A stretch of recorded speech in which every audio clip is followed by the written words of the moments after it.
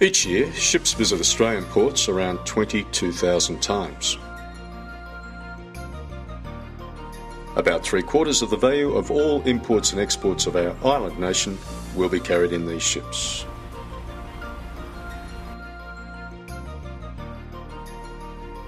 The risk to regional economies and the environment presented by these ships in the constrained waters of our ports and reefs is very real. This risk is managed by marine pilots.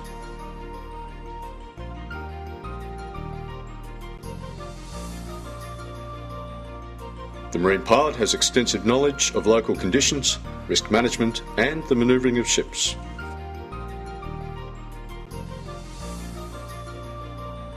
They are not a part of the ship's crew, being employed and trained either by or on behalf of the port or reef authorities.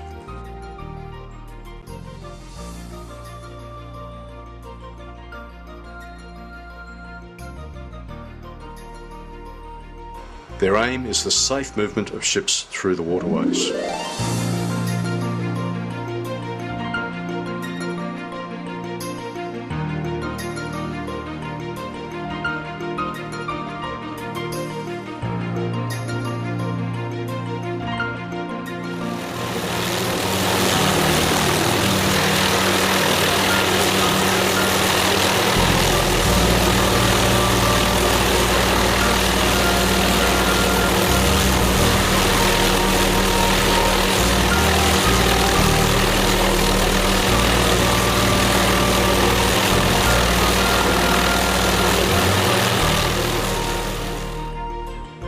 My role as a pilot is to provide expertise in the handling of ships through the port safely and efficiently.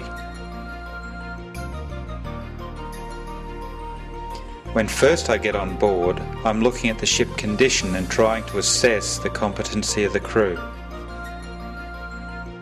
Welcome to Newcastle. It's a beautiful day. Oh yes, nice day.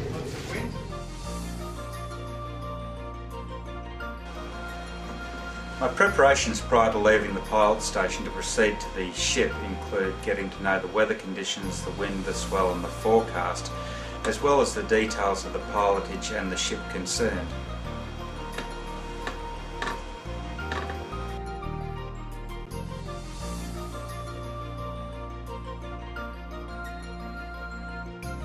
My first major tasks are to communicate with the bridge team and to ensure we have an agreed plan for the pilotage and what will be required.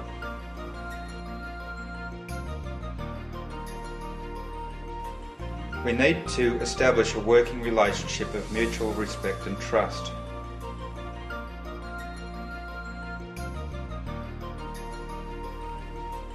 The captain is going to retain overall command of the ship, but I'll actually be conducting the pilotage.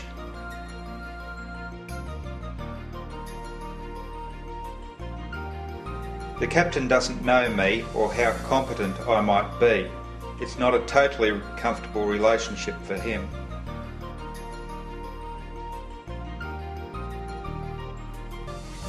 Frequently, the captain and crew do not have English as their first language, so communication is not always straightforward.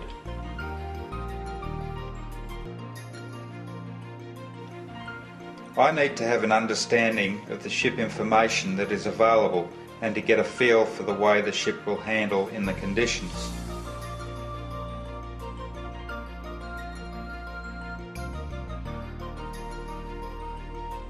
The average value of imports or exports carried on each ship voyage is about $20 million. Safety and environment aside, any stoppage to the free flow of ships consequently has considerable effect on regional economies. Proper management of these risks entails the careful recruitment and training of marine pilots.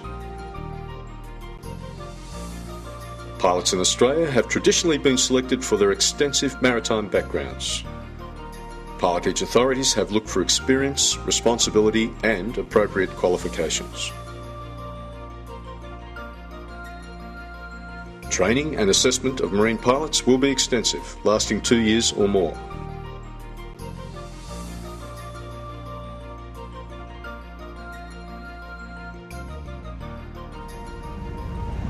A pivotal part of the training of pilots is based on mentoring. It's only after the pilot has observed a great many pilotages of senior pilots and discussed and learnt from those pilots that he will then be able to pilot small ships under the guidance of a senior pilot.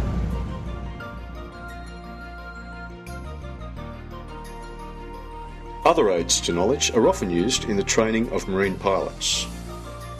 Sophisticated simulators can aid in the understanding of ship handling, effects of wind and currents, and the use of tugboats.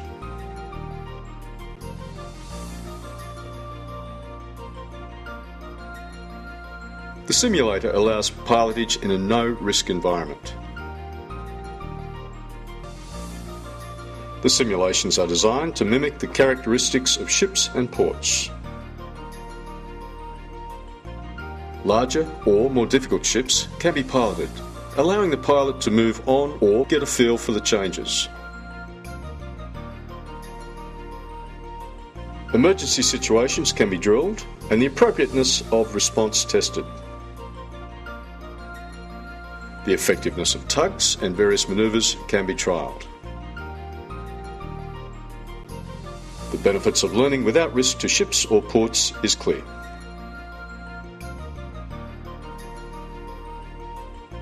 Manned models too can be used in training pilots. Understanding of the movement of ships can be gained by training on these accurate models, which operate in a lake with precisely engineered bottom contours.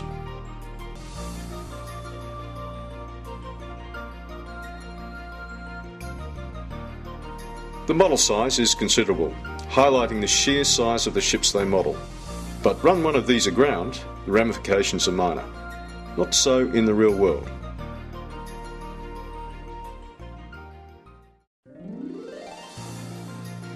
Times are changing and new means of recruiting and training pilots may be required soon, as the traditional base of recruitment changes.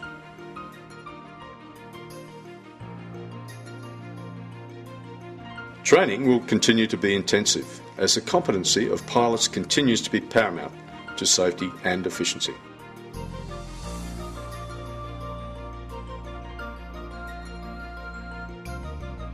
These ships are huge. There are ships above 300 metres in length being piloted in Australia.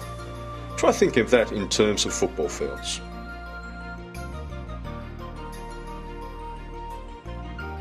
Other ports and reef areas have constraints that limit ship sizes to much lesser size than these.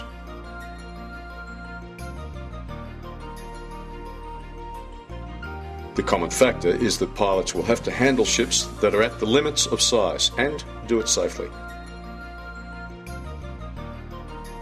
Channel widths are frequently little more than half the length of the ship. The ships take a lot of stopping or turning, and there is little room for error.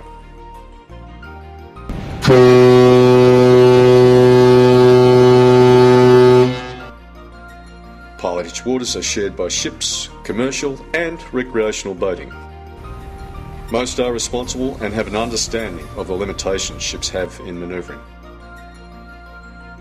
When irresponsible operators are encountered, the pilot acts to protect life and property, being mindful of other safety issues and the environment.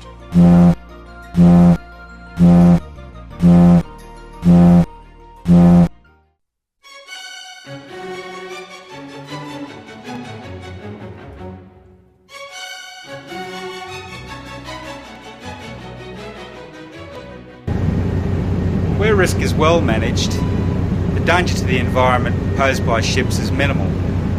Lack of skills can lead to disaster, however. We continue in pilotage waters to try to find better standards and better procedures so that we can reduce the risks still further to the environment.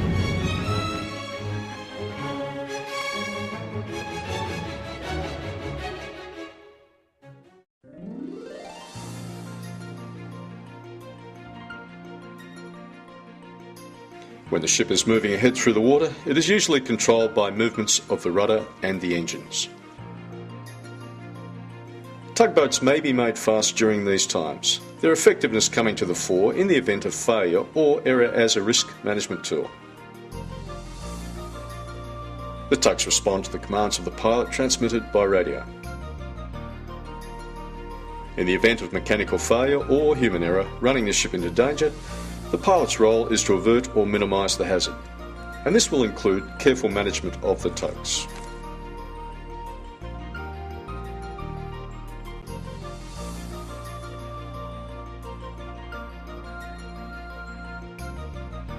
At very low speeds or when the ship is moving astern, tugboats are used to manoeuvre the ship into position.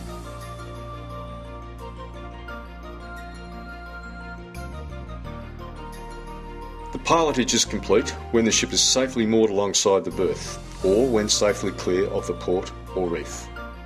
Okay, sir. Thank you very much. It was a pleasure to be with you. The pilot will have managed many aspects in the course of the pilotage, paramount amongst them, safety and risk management, but with efficiency always a major consideration.